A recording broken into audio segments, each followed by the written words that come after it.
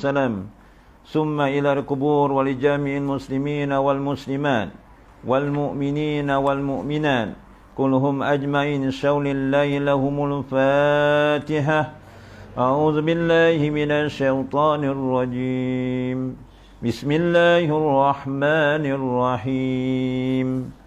الحمد لله رب العالمين الرحمن الرحيم مالك يوم الدين إياك نعبد وإياك نستعين اهدنا الصراط المستقيم صراط الذين أنعمت عليهم غير المغضوب عليهم ولا الضالين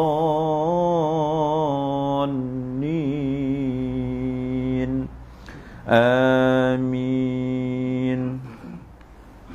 أعوذ بالله السميع العليم من الشيطان الرجيم. بسم الله الرحمن الرحيم. الحمد لله رب العالمين حمدا حامدين حمدا كثيرا طيبا مباركا فيه حمدا يوافي نعمه ويكافئ مزيده. يا ربنا لك الحمد كما ينبغي لجلال وجهك وعظيم سلطانك. اللهم أمسينا على الفطرة الإسلام وكلمة الإخلاص وعلى دين نبي محمد صلى الله عليه وسلم وعلى ملة أبينا إبراهيم عليه السلام حنيفا مسلما وما كان من المشركين. اللهم اخرجنا من ظلمات الوهم وأكرمنا بنور الفهم وافتح علينا بمعرفة علمي وناور قلوبنا كما نورت الشمس والقمر وسهل لنا أبواب فضلك. ربنا آتنا في الدنيا حسنة وفي الآخرة حسنة وقنا عذاب النار. وصلى الله على سيدنا محمد وعلى آله وصحبه وبارك وسلم والحمد لله رب العالمين. تقبل الله منكم. أعوذ بالله السميع العليم من الشيطان الرجيم. بسم الله الرحمن الرحيم. الحمد لله رب العالمين وبه نستعين على أمور الدنيا والدين والصلاة والسلام محمد أشرف الأنبياء والمرسلين وعلى آله وصحبه أجمعين. قال الله سبحانه وتعالى أعوذ بالله من الشيطان الرجيم. ربنا وجعلنا مسلمين لك ومن ذرياتنا أمة مسلمة لك وآرنا مناسكنا وتب علينا إنك أنت التواب الرحيم. صدق الله العظيم. بسم الله الذي لا يضر مع اسمه شيء في الأرض ولا في السماء وهو السميع العليم. بسم الله ما شاء الله لا يسوق الخير إلى الله.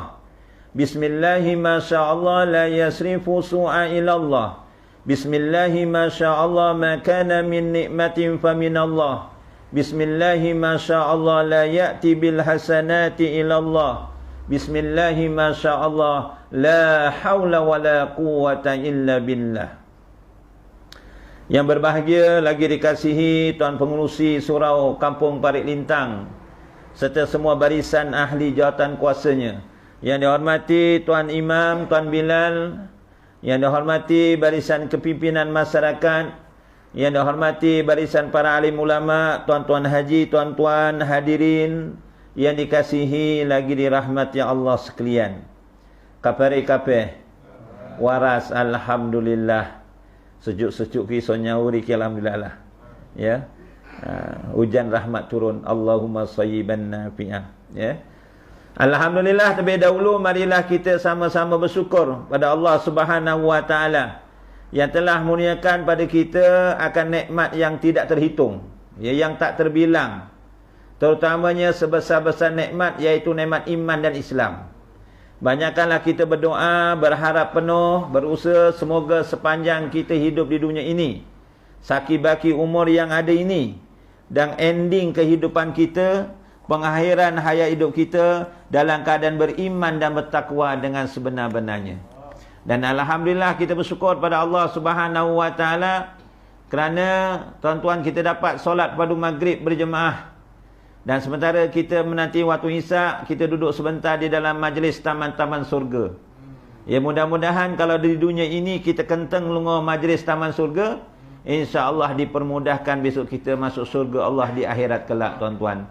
Dan kita berazam mudah-mudahan pada malam ini, mudah-mudahan kita dapat qiyamul lail, walaupun 2 rakaat solat sunat tahajud, walaupun ditutup dengan sunat witir 3 rakaat, alhamdulillah, mudah-mudahan kita berazamlah. Dan mudah-mudahan esok pagi, mudah-mudahan kita berdoa semoga kita dipanjangkan umur dan dapat solat pada subuh berjemaah. Ya, yang lelaki di surau lah, tuan-tuan, ya. Jadi hadirin hadirat yang dirahmati Allah, alhamdulillah, yang mana tuan-tuan duduk sebentar dalam majlis ilmu ni, tuan-tuan, ganjarannya begitu besar, tuan-tuan. Yang mana saya teringat di dalam kitab Matla'ul Badrain wal Majma'ul Bahrain yang telah ditulis oleh Syekh Daud Al-Fatani, tuan-tuan. Saya rasa tuan-tuan pun ada kitabnya lagi. Ada lagi tak kitab Matla'ul Badrain tu? Kalau ada, alhamdulillah. Cuma kadang-kadang boh dibocor, boh orang. Tak buka jero ni semut. Semut sing bocor. Semut okey lagi, kalau anai-anai habis, tuan-tuan. Tuan-tuan kalau buka kitab Matla'ul Badrain tu wal Majma'ul Bahrain, ya, orang-orang dulu, tuan-tuan, dia kalau mengarang kitab ni bukan niat pertama nak dapat fulus. Kalau saya ngarang kitab mungkin tak pertama dapat laku berapa ribu. Itu saya, tuan-tuan. Ulama-ulama terdahulu tidak, dia menulis, ya, dengan hati, tuan-tuan. Jadi kalau kita baca kitab-kitab dulu ni, tuan-tuan, kita buka kitab tu dia punya aura pun lain, kadang-kadang. Jadi tuan-tuan, ulama dulu ni nak nyusun kitab ni, kadang-kadang dia nak nulis kitab ni, dia berpuasa masa dia tulis. Kalau kadang-kadang dia macam putus ilham, dia sembahyang sunat hajat dan sebagainya. Tuan-tuan, yang mana, tuan-tuan, dalam kitab Matla'ul Badrain tu wal Majma'ul Bahrain, dia nak letakkan perkara-perkara tu, dia bukan sembarang letak aja. Mula-mula dia tuliskan tentang kelebihan menuntut ilmu. Kemudian dia tak terus bab ibadat. Dia terangkan bab akidah, bab tauhid. Barulah bab ibadat, masuklah taharah semua, ya. Kemudian barulah bab muamalatnya, munakahatnya, jenayatnya dan faraidnya, ya. Bagaimana dia menyusun kitab, tuan-tuan. Saya nak terangkan dekat situ, di situ ada dinyatakan, tuan-tuan, dalam kelebihan orang menuntut ilmu, ya. Di dalam kitab tersebut Matla'ul Badrain wal Majma'ul Bahrain ada dinyatakan, tuan-tuan, dalam kitab barakah. Yang mana besok diceritakan dekat situ ada hamba Allah, tuan-tuan, apabila dihisap, apabila di al-mizan, ditimbang amalannya, kok dosanya tu lebih okeh daripada pahala. Dosanya lebih banyak sikit daripada pahalanya, tuan-tuan. Maka Allah Ta'ala perintahkan malaikat, wahai malaikat, sebelum kamu masukkan hamba-Ku ini ke dalam neraka, kamu lihatlah, ada tak hamba-Ku ini dalam masa hidupnya melakukan 4 perkara. Kalau dia melakukan, bukan 4 perkara itu dilakukan semua, walaupun salah satu perkara dia lakukan, kau janganlah masukkan dalam neraka, sebaliknya masukkanlah dalam surgaku dengan rahmat Allah. Apa 4 perkara tersebut? Buat salah satu pun menyebabkan hamba Allah itu tak jadi masuk neraka. Dengan keberkatan untuk ilmu itu dimasukkan dalam surga. 4 perkara itu, tuan-tuan, malaikat pun menjalankan tugas. Malaikat ni sentiasa patuh, tuan-tuan. Tak pernah ingkar. Dia bertemu dengan hamba Allah itu, wahai hamba Allah, sepatutnya kamu ni dah lama aku lemparkan dalam neraka. Tapi Allah Ta'ala telah perintahkan ku menanya kamu 4 perkara. Nek kau ngelakoni salah satu dari 4 perkara ni atau lebih, maka kamu dimasukkan dalam surga dengan rahmat Allah. Apa pertama yang ditanya? Wahai hamba Allah, dalam masa hidup kamu pernah tak duduk satu kampung dengan para alim ulama? Dia kata apa? Aku duduk kat kampung tak tahu ada alim ulama ke apa, aku tak tahu. Rumah Pak Imam pun aku tak tahu. Contohlah ibaratnya. Ya, dia tak tahu. Sebab itu, tuan-tuan, kalau dekat kampung ni, tuan-tuan, ada para alim ulama, lagi-lagi orang yang alim dan mengamalkan akan ilmunya, kita dampingi dia, kita rapatilah. Bukan bermakna suruh, kalau perempuan suruh kahwin dengan alim tu, tidak. Ya, tak semestinya. Ya, maksudnya rajinlah mengambil ilmu daripadanya, menghormatinya. Lalu dia kata, kalau begitu kamu tak pernah duduk satu kampung dengan para alim ulama, pernah tak kamu mencintai ataupun mengasihi para alim ulama, tuan-tuan? Wahai hamba Allah, pernah tak kamu dalam masa hidupnya mencintai ataupun mengasihi alim ulama walaupun seorang? Oh, tak ada wahai malaikat. Yang aku cinta keretaku yang ku cerita, kepengku yang ku cerita, awek-awekku yang cantik-cantik. Contoh, ya. Oh, tak ada juga. Lalu kalau begitu, wahai hamba Allah, dalam masa hidup kamu, ya, nama kamu ni ada tak sama dengan para alim ulama? Oh, ya tak ada. Wong nama aku Sentot, ya. Ya, namanya Sentot bin Karto contohnya. Tak mana ada. Tak ada nama aku, tak ada. Sini ada nama Sentot ke? Tak ada kan? Ya. Nama aku tak ada sama dengan para alim ulama. Sebab itu tuan-tuan, ni nampak semua muda-muda lagi ni. Ya. Yang dah berumur, bukan orang lama ni, walaupun tak ada anak, mungkin ada cucu. Kasihlah nama-nama yang baik-baik. Contohnya kalau lelaki, jangan lupa kasih Muhammad awalnya. Ambil nama para alim ulama contohnya. Saya teringat Imam Abu Hanifah, tuan-tuan, imam besar kan, tuan-tuan, salah satu imam yang besar. Imam Abu Hanifah ni gurunya lebih 200 orang. Dia paling lama belajar dengan nama gurunya Hamad bin Sulaiman. Dia dapat anak lelaki, diberikan nama sama dengan gurunya, ngambil keberkatan. Dikasih nama Muhammad Hamad, tak silap saya, tuan-tuan. Ya. Jadi kalau taruh nama ni, nama yang baik-baik. Ya, contohnya kasih nama para alim ulama ataupun sebagainya, tuan-tuan. Nama aku tak ada sama dengan para alim ulama. Yang terakhir sekali, pernahkah kamu dalam masa hidupnya makan satu hidang dengan para alim ulama? Makan satu hidang dengan para alim ulama. Saya bukan para alim ulama, saya bukan orang alim. Saya bual-bual aja, tuan-tuan. Saya tak mengajar pun, tuan-tuan ni. Saya al-ilmu fil kutub, bukan al-ilmu fi sudur. Sebab depan saya banyak kitab. Kalau tuan-tuan al-ilmu fi sudur. Sebab tak. Contohnya, saya masalah ni bukan contoh orang, ya. Saya bukan orang alim, ya. Berbual-bual, berbincang-bincang, tuan-tuan. Pernah tak kamu dalam masa hidup kamu makan sehidang dengan para alim ulama? Sebab itu makan berjemaah ni ada keberkatannya, tuan-tuan. Mbah-mbah kita dulu walaupun sekolahnya tak tinggi, ya, walaupun tak sampai LCE tu dah kira okey lah, ya, tuan-tuan, ya. LCE kalau sekolah agamanya tekan darjah hasan, kira jempol lah. Biar darjah hasan ada. Nek nggonku kono dorongnya parik gantung darjah hasan endi? Darjah hasan ning bagan kono. Mungkin ning parik sulung kono ada. Tapi saiki cepat-cepat sithik lah. Nek kene mungkin Seri Teluk mungkin. Ya.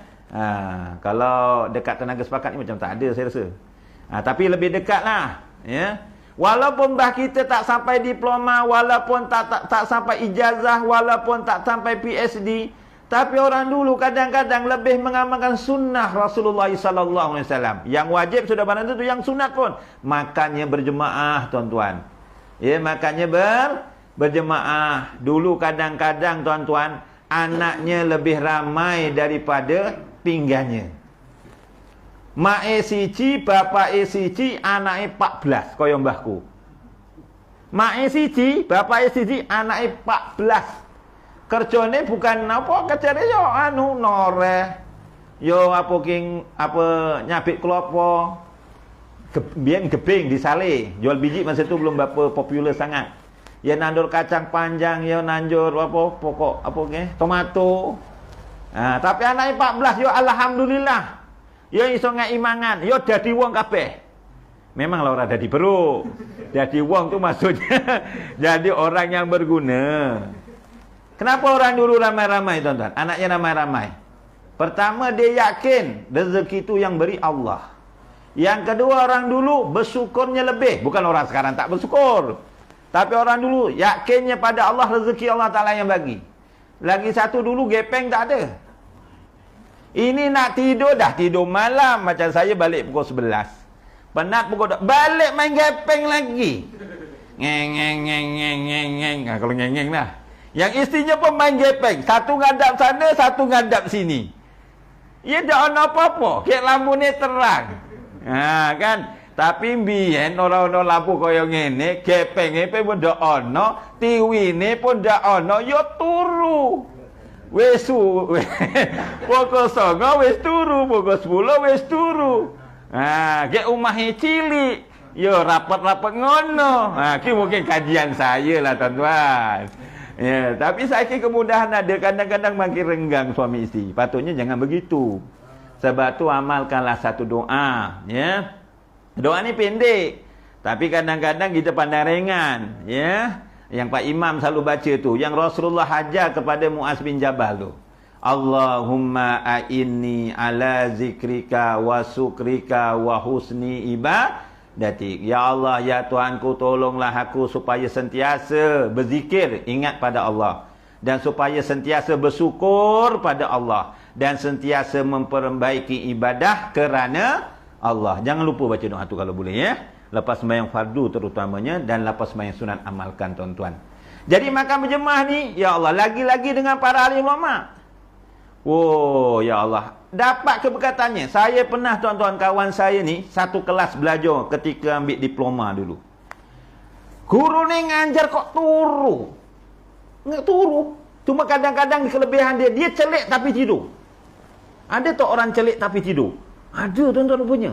Kawan saya, matanya melelak ngono, tapi turu. Di ngene-ngene orang kedap-kedap. Rupane turu, tapi sing sak pelik kuwi, walaupun turu, disoal kok entuk. Wong ni dekat asrama ya wong yang ngulang kaji, ada esok sesuk yang ngulang kaji, yang gawe toyol, bukan gawe toyol, buat catatan kecil nak meniru. Ni sing aku je lah tuan-tuan. Ni masuk TV ke apa ni? Contohlah, dia lirik aja tuan-tuan, dia lirik aja.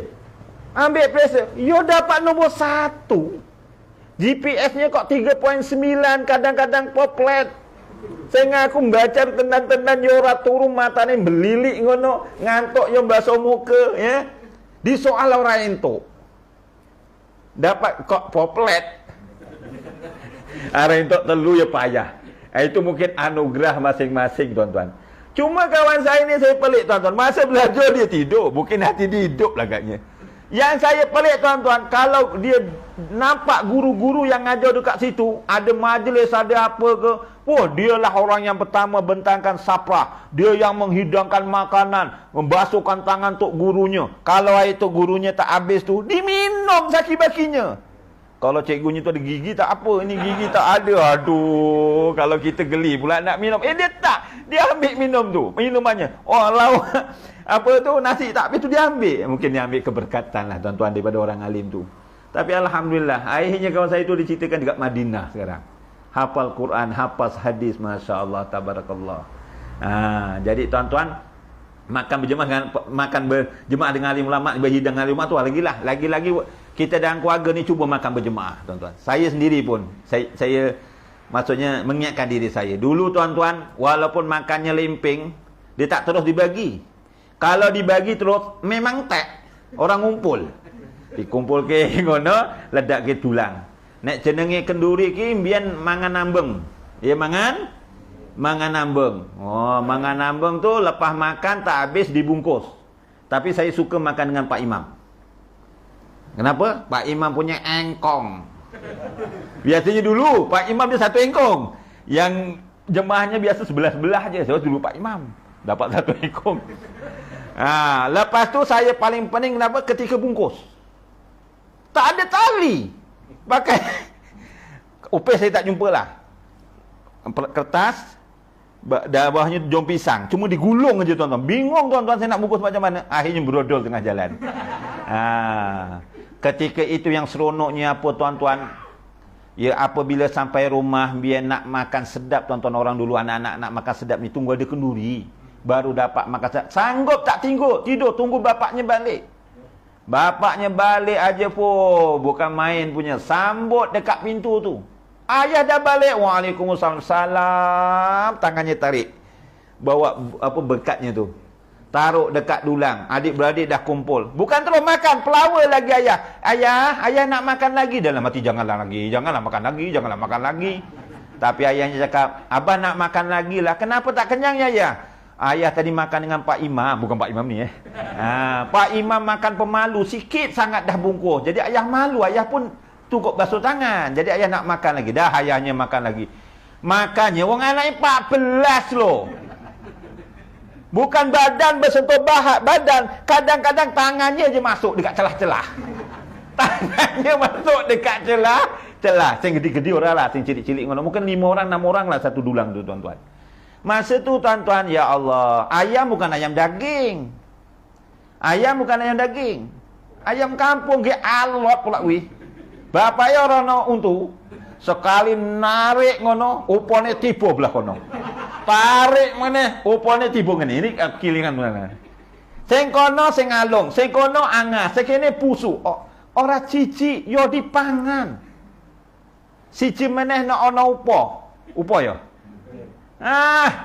Jangan ada kat bawah-bawah tu. Memang dimarah itu mungkin ada keberkatannya tu. Jiko, ojo sampai anu. Kau yang orang nyawah ya orang reti. Nek kau yang lungo nyawah ya reti pereti apa ke nandur padi. Ya, sampai kau yang ngono tuan-tuan. Rupa-rupanya kesannya begitu besar tuan-tuan. Tapi masa tu bapaknya cakap sekali aja. Oh, kita kalau balik subuh tu dengar tapak kaki pun wis berderau tuan-tuan. Saya biar dipeleroi ngono wis koden. Saiki dipeleroi apa ya kita handsome ya. Oh makin jawab pula tuan-tuan. Ni cerita. Itu cerita dululah tuan-tuan. Cuma tuan-tuan ada satu dulu tuan-tuan, dia nak makan nasi ambang. Dia nak makan nasi ambang ni. Tapi jangan buat benda ni Dia ambil serundengnya sikit, ambil minyak sikit, ambil daging ayamnya sikit, ambil apem gorengnya sikit, ambil bulu ayamnya sikit. Dia hadap kiblat, disedut. Kemudian dibus. Saya pelik juga Tuan Haji ni. Buat apa pula Tuan Haji? Orang makan, orang baca doa. Dia ambil sekolah siti, sambal goreng siti. Semua lauk tu dia ambil, disedut. Lepas tu dimbus. Ada buat tak tuan-tuan? Saya pun tak tanya jam tu lah. Dah balik tu saya ngempit. Ji, minta ilmunya sikit boleh? Boleh. Kenapa tu Ustaz? Ilmu apa? Harap kahwin mana? Yorah.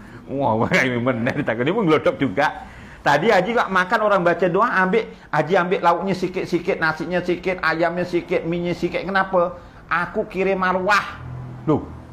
Apa kirim arwah sing bocor ayat Quran mau, niatnya pahala pada arwah. Ki ora, iki dongone, iki panganane. Piye?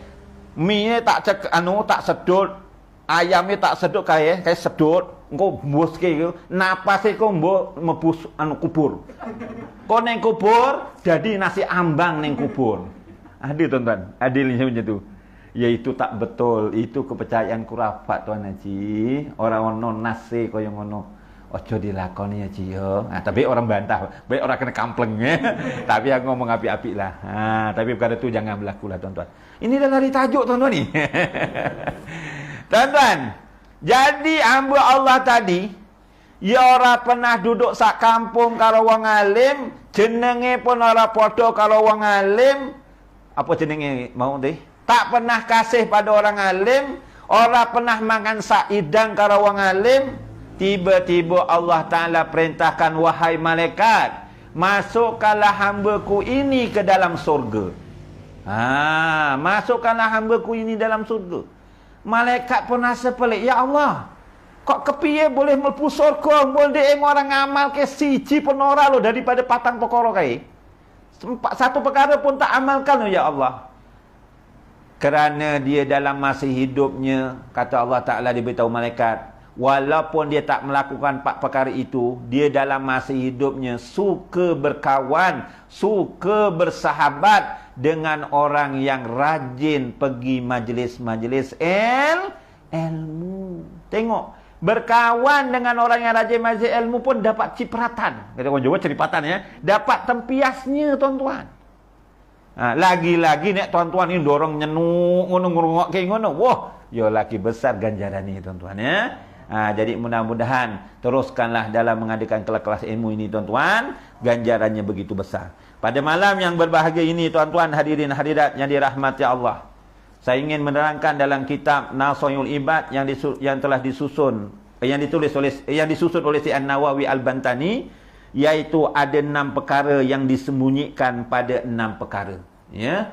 6 perkara yang disembunyikan pada 6 perkara. Maksudnya yang tahu hanya Allah Subhanahu wa taala.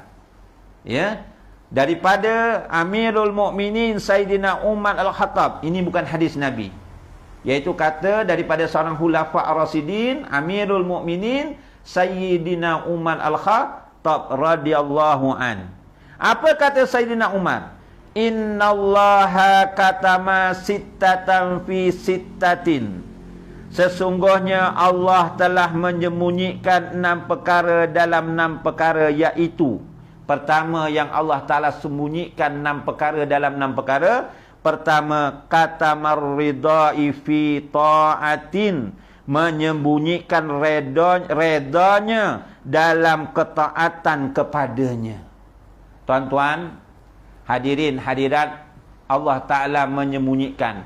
Allah Ta'ala tak bagi tahu amal ibadah yang kita lakukan ini dapat keredaannya ataupun tidak. Sebab itu kata alim ulama, tuan-tuan, ada 5 kedudukan tentang amalan seseorang itu. Yang pertama, tuan-tuan, ada amalannya sah, tapi amalannya sah dan diterima oleh Allah. Amalannya sah dan diterima oleh Allah. Itulah yang kita cari, tuan-tuan. Ya, amalannya sah dan diterima oleh Allah, itulah yang kita cari, itulah yang kita buru, itulah yang kita idam-idamkan. Kalau kita solat, solat kita sah dan diterima oleh Allah. Kalau kita puasa, puasanya sah dan diterima oleh Allah. Kalau kita doa, doanya sahlah, maksudnya betul dan diterima oleh Allah. Kalau kita buat korban, korban kita sah dan diterima oleh Allah. Itu memang yang kita nak cari. Sebab kelebihan umat Nabi Muhammad sallallahu alaihi wasallam ni, tuan-tuan, yang tak diberikan pada umat-umat yang terdahulu, tuan-tuan. Umat Nabi Muhammad sallallahu alaihi wasallam ni amalannya tak dibagi tahu oleh Allah sama ada diterima ataupun tidak. Tuan-tuan sembahyang fardu maghrib tadi, tuan-tuan tahu tak solat tuan-tuan diterima ataupun tidak? Tahu tak, tuan-tuan? Tak tahu. Tuan-tuan buat korban semalam ni, contohnya raya haji, korban sunat ke, korban nazar ke, korban wajib ke, tahu tak korban tuan-tuan tu diterima ataupun tidak? Tak tahu. Tuan-tuan puasa sunat, tahu tak diterima ataupun tidak? Dan contoh banyak lagi dah, tuan-tuan. Itu ada kelebihan umat Nabi Muhammad sallallahu alaihi wasallam. Kok lebih kenapa tak dibagi tahu? Kalau dibandingkan umat-umat yang terdahulu, amalan yang dilakukan itu dibagi tahu terima ataupun tidak. Contohnya, tuan-tuan, korban.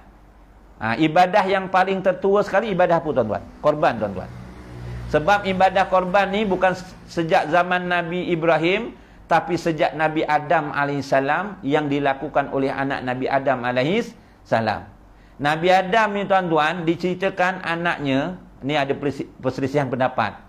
Anak Nabi Adam ni ada yang dinyatakan ada 40 orang. 20 kali bersalin. Bermakna Siti Hawa bersalin 20 kali dapat anak kembar. Tuan-tuan ada isinya bersalin 20 kali dapat anak kembar kafir. Ano? Tak ono, tuan-tuan. Saya ni ajalah rezeki Allah Ta'ala nak bagi. Bukan saya lah, rumah saya. Nyambil aja tak sengaja dapat sekali kembar.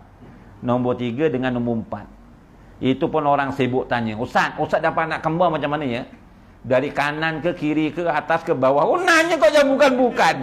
Makan apa saja dapat anak kembar, strawberry ke, tamar ke?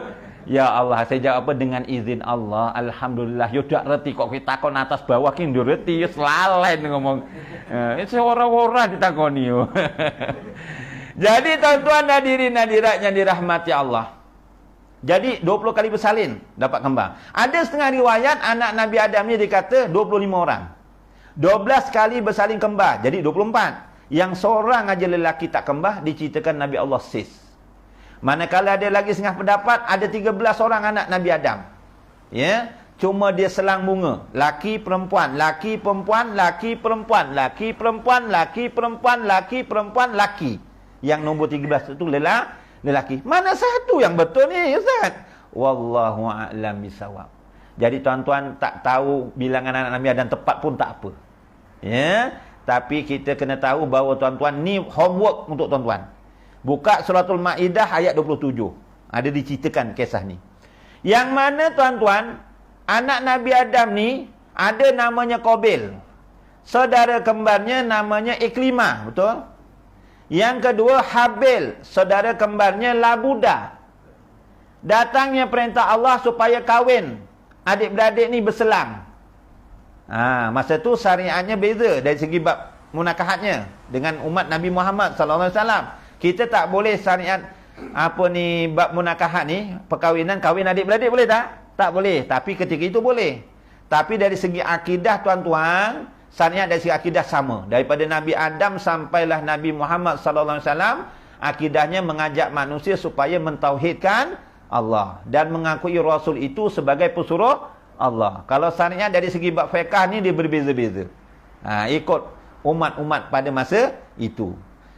Jadi tuan-tuan, Allah Ta'ala perintahkan melalui Nabi Adam, iaitu ayahnya, supaya Qabil ni kahwin dengan saudara kembarnya Habil yang bernama Labuda. Manakala Habil disuruh kahwin dengan saudara kembarnya Qabil. Namanya siapa? Namanya Iklimah. Jadi berselang kan? Bersilang gitu. Jadi Qabil orang nerima. Aku harap rapi juga kalau kembarku senjenenge Iklimah. Tapi orang ngomong Jawa lah tuan-tuan. Aku harap kerem kalau Labuda. Kenapa? Diceritakan Labuda ni saudaranya Habil orang pati wayu. Sing Iklimah yu wayu. Sepatutnya dia kena nerima sebab ini dah jodoh. Jodoh ni tuan-tuan hanya Allah Ta'ala yang tahu. Allah tak di bawah kuasa Allah. Kita manusia tak boleh tahu, tak boleh tentukan jodoh. Sebab ni kalau yang ada duda ni jangan ditanya-tanya, nak kahwin lagi tak Bang Haji? Tak nak lah, saya nak kahwin lah. Ustaz saya setia dengan isteri saya arwah tu. Ya Allah, saya sayang betul. Tup-tup bulan depan dia kahwin dengan anak dara 23 tahun. Tak mustahil. Dah jodoh tak boleh. Kita tak boleh cakap jodoh ni. Kadang-kadang lanangnya wengsem. Hidungnya mancung, pipinya putih, dhuwur, rincing. Wetok kok pendek, ireng, lemu. Jangan dikata. Ya dah jodoh. Jodoh. Jangan kita menghina kejadian makhluk ni. Kalau kita menghina macam menghina Allah, tuan-tuan. Jadi tuan-tuan, Qabil tak nerima. Lalu Allah Ta'ala perintahkan buat korban. Siapa yang buat korban, yang korbannya itu diterima oleh Allah, maka dialah yang berhak kahwin dengan Iklimah. Maka diceritakan Qabil ni kerjanya sebagai seorang petani. Dia telah mengeluarkan korban gandum. Masa tu syariatnya bezalah. Syariat korbannya tak macam sekarang umat Nabi Muhammad. Dia keluarkan gandum yang tak berkualiti. Nak buat korban patutnya kasihlah gandum yang paling wapi grade-nya. Kasih gandum yang tak elok, ibaratnya beras-beras hancur. Patutnya kasih beras yang panjang, betul. Beras apa ke? Dikasih gandum yang low class. Manakala Habil, tuan-tuan, Masya Allah, Tabarakallah, dia bekerja sebagai seorang peternak kambing. Habil ni dia berkorban, dia melakukan ibadah korban kerana takwa Allah. Dia telah mencari kambing yang paling luamu, yang paling sehat sekali, yang dibuat korban. Jadi kalau tuan-tuan ni ada beli lembu ke 30 ekor ke, nak buat korban, ojo cari sing paling kuring, sing lembu tak dol. Keluarkanlah yang paling kita sayang, itulah kita buat korban. Tapi jangan tunjuk pula, ni lembu gemuk ni. Gemuk betul. Lembu tu aku nak buat korban tahun haji tahun ni, jadi wajib pula nanti. Ni lembu ni, tu insya-Allah dengan keizinan Allah nak buat korban sunat. Contohnya. Jadi tak jadi wajib cakapan kita tu. Ataupun nak buat sembelihan raya, contohnya. Dia gitu juga, tapi yang senang yang insya-Allah tadi. Dia tak jadi wajib, ya. Jadi tuan-tuan hadirin hadirat, korban mana yang diterima? Agak-agak Qabil punya ke Habil punya? Agak-agak mana? Habil punya. Kerana dia mohon korban ikhlas kerana Allah. Dia keluarkan yang terbaik sekali. Lalu diceritakan ada macam petir lah, sambaran cahaya daripada langit mengenai korban Habil. Maka korban Habil lah yang diterima. Diceritakan Habil lah yang dapat berkahwin dengan Iklimah. Maka Qabil tak puas hati, itu yang sampai berlakunya pembunuhan. Jadi tuan-tuan hadirin hadirat, itu kisah anak Nabi Adam. Korbannya dibagi tahu terima ataupun tidak.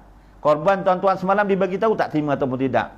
Korbannya Kang Haji Kasim. Mambut. Ni ada Haji Kasim tak nama? Tak ada ya? Tak ada, minta maaf kalau ada. Korbannya Haji Kasim. Oh, baunya wangi. Korbannya Kang Haji Kamal. Kok perengus, ampet. Wah, susah tak kita? Susah tuan-tuan. Apa kelebihannya? Kenapa umat Nabi Muhammad ni ibadahnya tak dibagi tahu diterima ataupun tidak? Kenapa solat kita ni tak dibagi tahu terima ataupun tidak? Apa hikmahnya tuan-tuan? Supaya kita kena ada perasaan khauf. Ada perasaan takut kepada Allah dan ada sifat rajak, berharap kepada Allah. Contohnya kita solat kita supaya diterima Allah, kena ada perasaan takut. Ya Allah, aku takut solat aku ni tak diterima oleh Allah, ya Allah. Jadi apabila ada perasaan takut, dia nak memperbaiki amal ibadahnya, solatnya tu nak diperbaiki, di-upgrade solatnya daripada masa ke masa. Ada orang yang solat tuan-tuan, dia tak sadar dia solat. Ada. Lagi-lagi solat berjemaah. Imam pun Assalamualaikum warahmatullahi. Dah habis sembahyang. Dia tak sadar dia dalam sembahyang. Macam mana sembahyang itu? Sah tak? Kalau memang tak sadar sembahyang balik semula lah tuan-tuan. Sebab itu tuan-tuan, ya, sebab itu kita nak macam mana sembahyang kita bertambah khusyuk tuan-tuan. Kata guru saya tuan-tuan, pertamanya kita kena yakin. Kita kena yakin dalam hati Allah Ta'ala mendengar apa yang kita baca. Walaupun kawan-kawan tak dengar, tapi kita yakin Allah Ta'ala mendengar. Apabila Allah Ta'ala mendengar, kita yakin, bacalah. Baca. Bukan dalam hati. Ni kadang-kadang takbirnya pun Allah Akbarnya tak ada. Allah aja. Sah? Tak sah. Dia kena buat Allahu Akbar. Angkat tangan tu dah betul. Angkat tangan tu sunat. Yang lafaznya tu adalah rukun, disertai dengan litasan hati. Kadang-kadang dia tak baca. Fatihah tak baca dalam hati boleh. Dia kena baca Bismillahirrahmanirrahim. Telinga kita dengar sunat. Orang sebelah dengar harus. Sebelah lagi dengar makruh. Bila haram, lebih kuat daripada imam. Lebih kuat imam jadi haram lah tuan-tuan. Tapi kalau pekak, janganlah baca sampai telinga je dengar. Itu pekak tu kita yakin lah apa yang dibaca tu. Kalau dia tak baca pekak tuan-tuan. Macam orang azan ada tanya saya juga, Ustaz, kalau orang azan bual, apa hukumnya? Ustaz juga. Harus hukumnya kalau ada orang tanya tu ada keperluan, harus kita cakap. Tengah kita azan tu, Allahu Akbar, bila azan kita dekat tu ada orang tanya, tandas mana? Dia orang luar, dia tanya tandas mana? Tak kata gitu. Tandas kat sana, harus. Makruh bila? Orang azan mau kau ngepek sawit yo.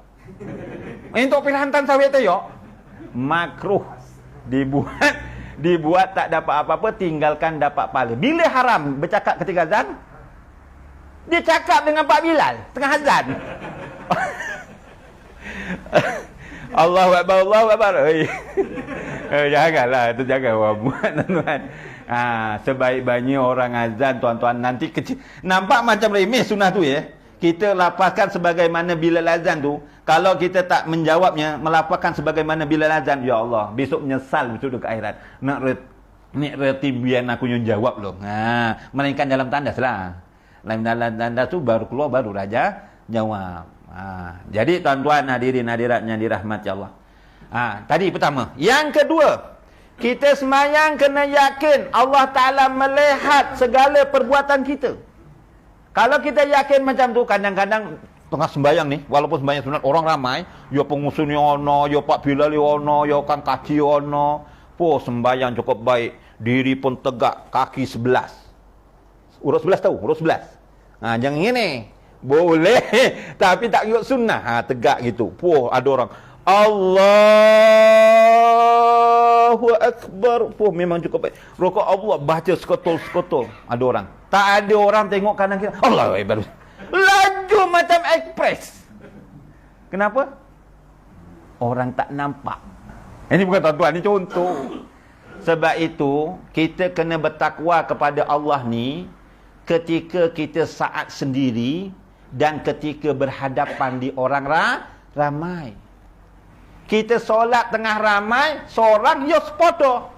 Yo tomak ninah. Sedang cerita tomak ninah lah tuan-tuan. Dan kita kena bertakwa bukan setakat seorang dan ketika di hadapan orang ramai, kita juga kena bertakwa tak kira berada di mana saja. Jangan ketika Mekah mengerjakan umrah, sembahyang subuh pukul 3 dah datang. Baguslah. Sembahyang zuhur pukul 11 dia pergi Masjidil Haram. Sembahyang asar pukul 3 dah pergi. Alhamdulillah. Sembahyang maghrib pukul 6 dah pergi. Sembahyang isyak terus daripada maghrib sampai isyak. Alhamdulillah, jempol dekat Mekah sana. Balik ke Malaysia, haram ke masjid. Ada contoh. Dekat sana Mekah pergi Masjidil Haram. Balik Malaysia haram ke masjid pula. Ingatnya bertakwanya tu dekat Mekah je ke? Dekat mana-mana. Patut dekat sana rajin, dia bawa balik ya rajin juga. Ini ngomongi diri sendiri bukan tuan-tuan. Tuan-tuan semua dah jempol-jempol tuan-tuan. Faham ya tuan-tuan ya? Yang pertama kita nak sembahyang usuk, kita yakin Allah Ta'ala mendengar bacaan kita. Kita yakin Allah Ta'ala melihat perbuatan kita. Dan yang ketiga kita kena yakin Allah Ta'ala mengetahui ketika sembahyang apa yang dalam hati kita, rukun qalbi kita tu. Mulutnya kata sahaja aku sembahyang padu maghrib 3 rakaat ya tunai makmum kerana Allah Ta'ala. Kerana Allah. Mulut kata apa? Kerana dalam hati, ya, lintas hati kerana Allah. Tapi apabila takbiratul ihram, Allah, bakal bapak mertua aku dekat belakang. Seronok betul. Ya Allah. Dia tahu menantunya kaki surau. Mulutnya cakap kerana Allah. Rupa-rupanya apa? Oh, nak supaya nak tunjuk hebat dia ni kaki masjid dengan bapak mertuanya, bakal bapak mertua. Masa dah jadi bapak mertua, kono. Masa tu ya Allah. Ni contoh ya. Contoh. Ya Allah. Tak payahlah tuan-tuan. Namanya takbiratul ihram tu. Kenapa dia dapat takbiratul ihram? Setelah kita mengelapaskan kalimah Allahu Akbar tu, segala percakapan, segala perbuatan dan hati kita kena haram yang tidak ada kait mengait dalam sembahyang. Tu susah tuan-tuan. Kita Allahu Akbar dalam hati saya apa ni? Balik nanti kalau makan nasi lemak hijau sambal tumis sedapnya dekat sembang sana. Time sembahyang ingat tu tuan-tuan. Betul tak kadang-kadang? Tuan-tuan tidak, tuan-tuan. Wah. Kan? Ada isyak azan dulu kita sambung sikit lagi tuan-tuan.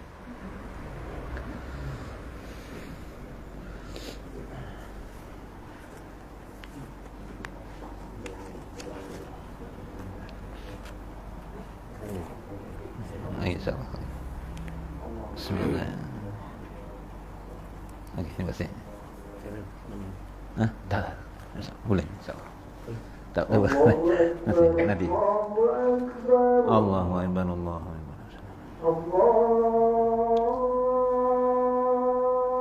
Akbar,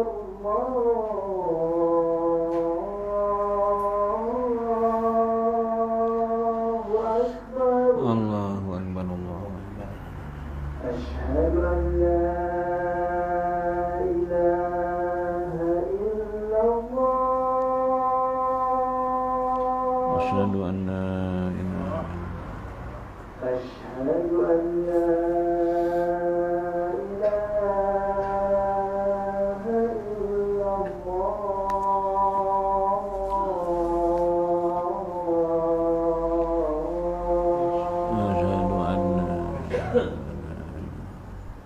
Asyhadu anna Muhammadar Rasulullah. Asyhadu anna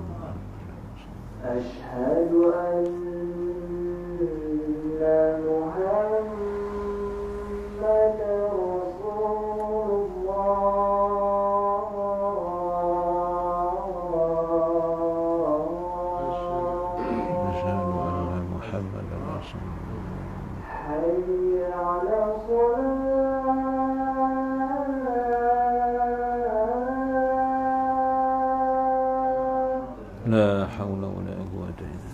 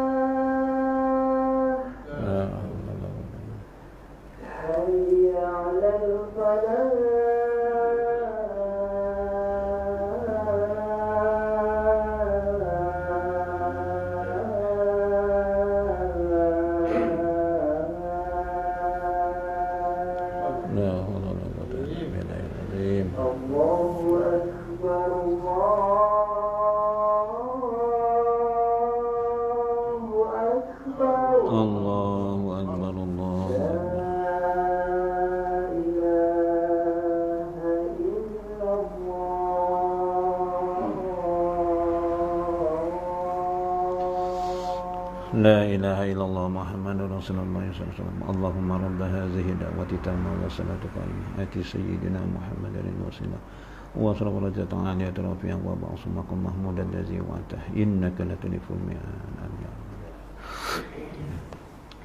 Tuan-tuan hadirin hadirat yang dirahmati Allah. Jadi dalam solat tadi di antaranya tu salah satu cara salah satu cara. Dan kemudian lepas solat tuan-tuan, kita berharap kepada Allah. Kita dah memperbaiki solat kita. Kita kemudian berharap kepada Allah mudah-mudahan solat kita diterima oleh Allah. Sebab itu kita jangan lupa doa. Ya, imam doa Rabbana taqabbal du'ana kan. Doa tu maksudnya doa, solat tu maknanya doa. Jadi kita berharap mudah-mudahan kita mohon pada Allah solat kita ini mudah-mudahan diterima oleh Allah Subhanahu wa taala. Okey, yang kedua. Tadi ibadahnya sah dan diterima oleh Allah. Yang kedua tuan-tuan, ibadahnya tak sah dan tak diterima oleh Allah. Faham? Nah, itu kita mohon perlindungan. Ibadahnya tak sah dan tak diterima oleh Allah. Contohnya tuan-tuan, dia solat dalam keadaan berhadas. Aku malam tadi lepas apa sabit? Alah, senang bersetubuhlah dengan isteri. Contoh ni saya buat contoh kelainan sikit. Bersetubuh dengan isteri letih-letih. Aku sembahyang tahajud 8 rakaat. Baru tu 8 rakaat. Orang sembahyang tahajud biasa 2 rakaat, dia boleh buat 8 rakaat je. Alhamdulillah. Cuma hujan lebat lu. Aku orang mandi. Orang mandi wajib, orang mandi junub lah senang cerita. Aku sembahyang. Sah ke tak sembahyang? 8 rakaat. Aku tak mau tak mandi aja kok. Orang lain tidur kemulan. Aku kira okey juga tu. Sejuk-sejuk letih-letih so sembahyang 8 rakaat. Orang guru apa tak ambil wuduk aja kok. Boleh? Ya tak boleh. Sebab syarat-syarat sah solat hendaklah suci daripada hadas kecil dan hadas besar. Cuma saya nak ingatkan tuan-tuan. Ya, sebab-sebab yang mewajibkan mandi ni, ya, ataupun mandi junub, bersetubuh, keluar air mani, keluar darah haid, ya, nifas, wiladah dan mati orang Islam selain daripada mati syahid, ya tuan-tuan. Cuma tuan-tuan, kalau Imam Syafi'i rahimahullahu taala, senang cerita tuan-tuan, ada orang mandi ni, mandi wajib ni ikut sunnah. Satu lagi ikut sunnah Melayu. Sunnah Melayu tahu? Bukan sunnah Rasul lah. Sunnah kita je. Yang satu lagi memadai dari segi bab fiqh. Kalau yang memenuhi sunnah Rasulullah SAW itu yang kita nak ikut. Contohnya dengan mengambil wudu. Sebelum mandi wajib, mandi junub, sunat kita mengambil wudu. Setelah kita bersihkan kemaluannya ataupun sebagainya, najisnya dia bersihkan, air-air yang mencegah, apa benda-benda yang mencegah daripada air sampai ke kulit tu, sebelum mandi disunatkan ambil wudu. Itu mengikut sunnah. Ni cerita wudu lah ketika mandi wajib. Ada orang yang mandi dulu wajibnya tu, kemudian baru ambil wudu. Itu sunnah kita je. Sunnah kita lah, Melayu sunnah Jawa lah. Ada yang memadai dari segi fiqh mandinya, dia mandi wajib tanpa mengambil wudu. Kenapa tuan-tuan? Dengan mandi wajib, mandi hadas besar, dia telah terangkat sekali hadas kecil. Sebab kalau wuduk tuan-tuan, basuh muka, basuh kedua tangan hingga ke siku, menyapu kepala, membasuh kedua kaki hingga ke buku lali. Tapi kalau wuduk kita kena padu mandi wajibnya ada dua ya. Pertama niat apabila air sampai salah satu anggota badan, yang keduanya meratakan air pada seluruh anggota badan. Tempat-tempat yang sulit-sulit. Sebab tu kalau mandi ni kena cangkung sikit. Supaya yang kelopak-kelopak tu boleh sampai. Ni kena ingatkan dengan isi-isi kita. Ingat isi-isi pula. Kalau dua isi-isi lah. Kalau saya baru seorang isteri aja ya. Ingatkan nanti kalau tak betul tuan-tuan, tuan-tuan kena tanya tau. Nanti nak tambah dua kalau itu tak betul ya. Nanti dululah tuan-tuan ya. Sebab tu saya cakap orang lelaki apa ni, ngomahi, ngingoni, ngeloni. Ngeloni tak payah hajar pun okey lah. Ngayomi tu takut tak lepas. Ngayomi ni beri pendidikan pada isteri. Kalau dia tak ambil wudu, dia memadai dari segi bab fiqahnya. Dia mandi wajib, tapi mandi wajib betul lah, sempurna. Ya, dia tak ambil wudu, dia solat subuh terus, sah solatnya. Ya, memadai. Tapi dia tak samalah orang yang mandi wajib yang mengikut sunnah tadi. Berlebih lah, sebab dia ada pahala sunatnya lah, pahala sunat lagi. Cuma kalau dah lepas mandi wajib, walaupun dia dah ambil wudu dulu, dia tersentuh pula contohnya tapak tangan dengan kemaluan. Tapak tangan bukan belakang. Tengah mandi gitu, tersentuh anunya kemaluannya, betul ya? Bukan pahanya, kemaluannya tu. Daripada batangnya tu sampai mangkal tu, saya cerita betul. Pegang tapak tangan. Masa tu tuan-tuan, mandinya dah terangkat. Terangkat. Dah boleh masuk masjid lah ya. Tapi solat tak boleh. Dia kena ambil wuduk lagi. Sebab batal tadi. Jadi kalau mandi takut terpegang anunya, gosoklah belakang itu. Sebab tu suruh bersihkan dulu tadi sebelum mandi kan. Dengan sini tak batal. Kalau gini nak pegang 1 jam pun okey lagi. Takkan nak pegang sampai 1 jam. Ini contoh. Ataupun pakai sarung, takkanlah pakai sarung tangan tuan-tuan ya. Logik pula tuan-tuan. Tu bab tu kadang-kadang kita walaupun nama tu bab ringan ya tuan-tuan. Tapi bab mandi ni jangan diambil ringan tuan-tuan. Nanti menjejaskan. Ada tuan-tuan hadirin-hadirat. Ni cerita betul-betul tuan-tuan. Dah macam tuan-tuan. Umurnya macam usia tuan-tuan ni. Baju macam ni. Dia tanya, dia macam ni, saya ustaz, niatnya tak macam ustaz ajo. Masanya tak betul, bukan lintasan hati. Saya ambil gayung tu baru niat ustaz. Ambil gayung dan niat. Kalau kita Imam Syafi'i tidak memandai. Niatnya apa? Allahu akbaru kabiro. Niatnya tu, Allahu akbaru kabiro. Saya pun sambung, walhamdulillahi katsira. Benar ustaz. Saya cakap itu betul. Tapi doa iftitah saya gitu. Kok kenapa mandinya niat Allahu akbaru kabira? Sebab Allahu akbar tu Allah yang maha besar ustaz. Mandinya mandi besar. Sebab tu Allahu akbar. Saya pun cakap, kalau mandi kecil Allah yang maha kecil. Dia terus terfikir, ya tak ya juga ustaz yo. Yang wedoknya semua diam aja. Macam dah faham. Yalah batu pahat ni dulu masa belum PKP kan makan aja lepas kuliah. Itu yang badan saya kurus jadi gemuk. Jangan salahkan makan, tak. Makanan tak boleh salahkan ya. Jadi perempuan ni tanya, ustaz dah keluar tu saya nak pergi makan. Perempuan tu tanya, ustaz, saya mandi wajib kau tak sama yang ustaz ajo. Niatnya pun dah tak sama ustaz. Yang dalam hati pun tak sama ustaz. Yang lintasan hati. Saya baca macam ni, ustaz dengar baik-baik ya. Saya dah cerita kat sini katnya. Dia baca, Bismillahirrahmanirrahim. Sunat lah tu. Celam celum tanggal suan jerum melpuning kolam. Ini Arab bukan? Bukan. Ini cerita betul tuan-tuan, bukan cobaan. Cuba ulang sebalik semula makcik. Celam celum tanggal suan jerum melpuning kolam. Ya Allah. Umur dah 60 tuan-tuan. Cucu dah merindil lah tuan-tuan. Single mother. Isi suaminya dah meninggal 5 tahun, dia hidup dengan suaminya dah 30 tahun. Bermakna 35 tahun tak sampai akil balik lagi tu. Mandinya celam celum tanggal suan jeruh melbuning kolam. Baik dia belajar tuan-tuan. Jadi yang dia ngamalkan tu dia kerana jahil, mudah-mudahan diampunkan oleh Allah. Kalau dah tak pandai, tak nak belajar, besok macam mana kita nak menjawab dengan Allah Subhanahu wa taala. Jadi kalau Solat tadi tak mandi, tak mengangkat adab besar, sedangkan dia hadap besar, solatnya sah tak? Tak sah dan tak diterima oleh Allah. Tu ingatkan. Nombor 3, ada amalannya sah, amalan sah, tapi Allah Ta'ala tak pandang. Amalannya sah, Allah Ta'ala tak pandang. Allah Ta'ala, senang cerita, amalannya tak diterima oleh Allah. Sah, tapi amalannya tak diterima oleh Allah. Contohnya tuan-tuan solat. Solatnya sah, tapi tak diterima oleh Allah. Contohnya apa? Yang saya terangkan dulu dalam hadis Rasulullah SAW, ada 3 golongan yang solatnya tak diterima oleh Allah. Yang pertama, tuan-tuan, dia solat tapi dalam masa yang sama, dia bergaduh dengan saudaranya. Tak bertegur sapa lebih daripada 3 hari. Dia solat tapi dalam masa sama dia bergaduh, berdiam diri, tak bertegur sapa. Contohnya dengan jiran sebelah rumahnya, kerana jirannya bela ayam, tembleknya asyik pagi basuhi aja dekat tempat duduk motor, gaduh, tak bertegur siapa lebih 3 hari. Takut solatnya tak diterima oleh Allah. Dalam kitab Al-Muhimmah lagi kita takut. Rumah yang berhampiran dengan masjid dan surau, dikumandangkan azan, dia dengar, dia solat dekat rumah. Ni cerita orang lelaki ya. Solatnya sah tapi takut tak diterima oleh Allah. Buka dalam kitab Al-Muhimmah hadir.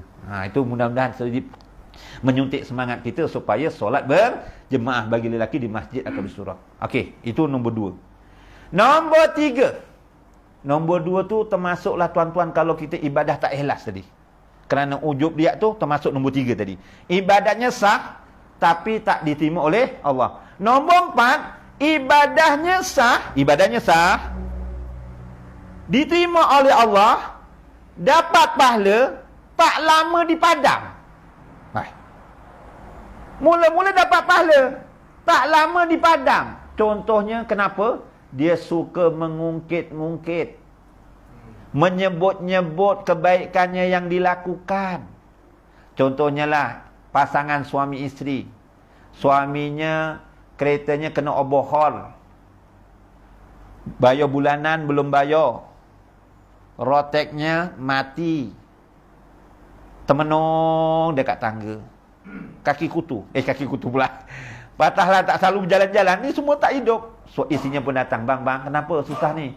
Roteknya mati, kita ono bohol, lepas tu bayar bulanan belum bayar. Isinya pun pergi bilik, itik, bawa duit 500. Ni bang, ambil.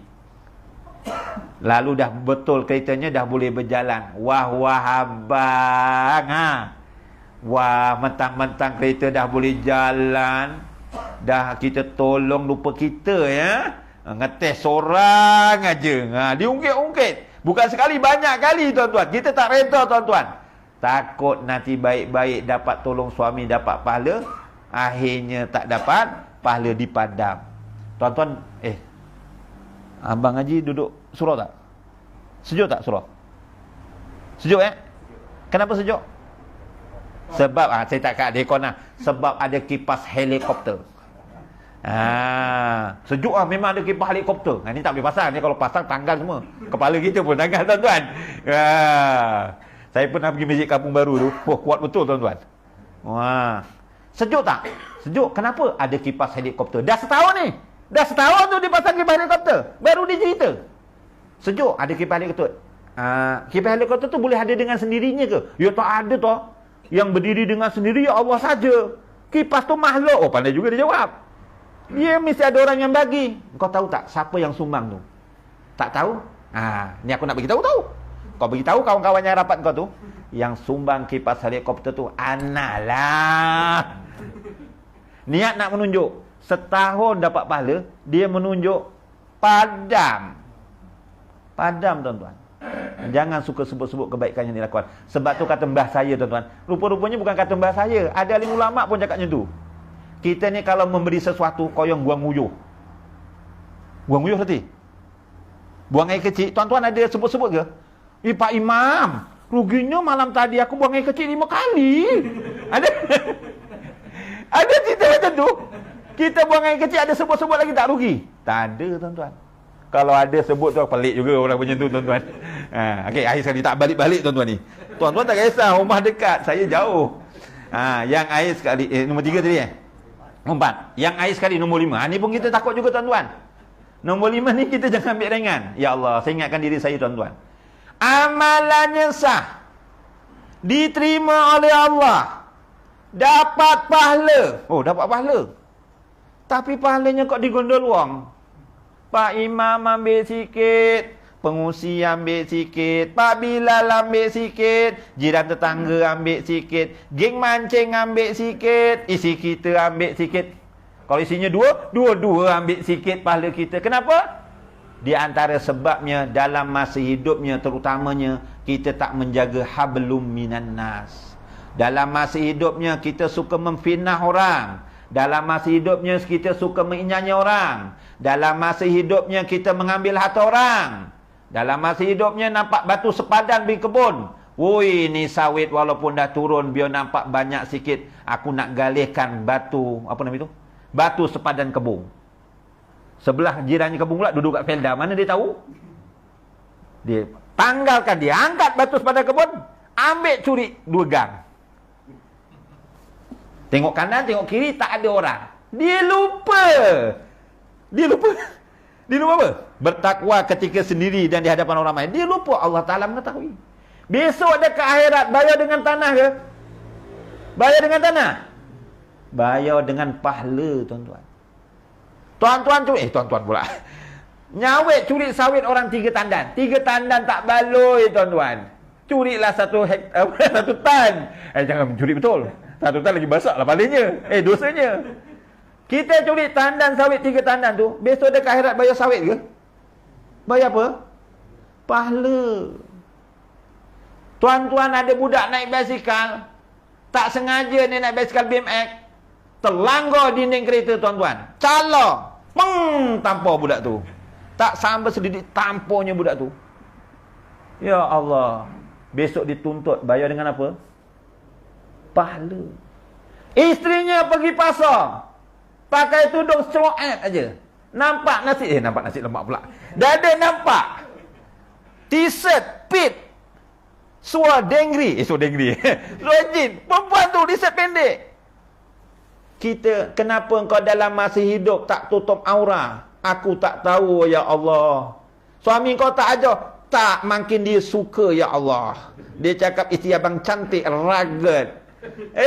Besok suaminya dituntut nak bayar dengan apa, tuan-tuan? Itu yang takut besok kita jadi muflis. Jadi hati-hatilah. Jadi kedudukannya ada 5, tuan-tuan, ya. Jadi pertama, tuan-tuan, yang disembunyikan, tuan-tuan, amalan ketaatan ni Allah Ta'ala tak bagi tahu sama ada terima ataupun tidak. Sebab itu para alim ulama, ahli-ahli sufi, tuan-tuan, ya, ahli-ahli sufi ni, tuan-tuan, dia tak suka mengingat-ingat kebaikan yang dilakukan. Oh, hujan-hujan aku tadi, boleh pergi surau lah. Orang hujan-hujan lebat, orang tak pergi, aku boleh pergi surau. Kira okey juga. Boleh sembahyang sunat fajar, sembahyang padu subuh berjemaah, 4 orang, selalu 2 baris. Cuma 4 orang aja. Kira hebat juga. Ni contoh ya, bukan nak kata tuan-tuan, tidak. Hebat juga. Lepas tu, aku wirid, aku doa. Orang lain dah balik, aku duduk kat surau. Aku zikir, baca Quran, muhasabah. Kemudian sunat Isra' baru balik. Kemudian aku balik sarapan dengan isteri aku. Kemudian aku sembahyang sunat duha 2 rakaat lagi. Kemudian macah-macah tepi rumah, pokok senduduk apa semua. Masa macah tu aku baca bismillah. Penat aku sembahyang lagi sunat duha 2 rakaat. Dah 6 rakaat. Kira okeylah aku. Kalau ahli sufi dia tak macam tu. Kebaikannya diserah pada Allah. Dia yakin Allah Ta'ala maha mengetahui dan dia yakin ada malaikat yang mencatat amalan kita. Sebaliknya ahli sufi, ahli tasawuf ni dipikirkan apa? Dia fikirkan hari semalam aku ada tak melakukan dosa. Itu lagi penting.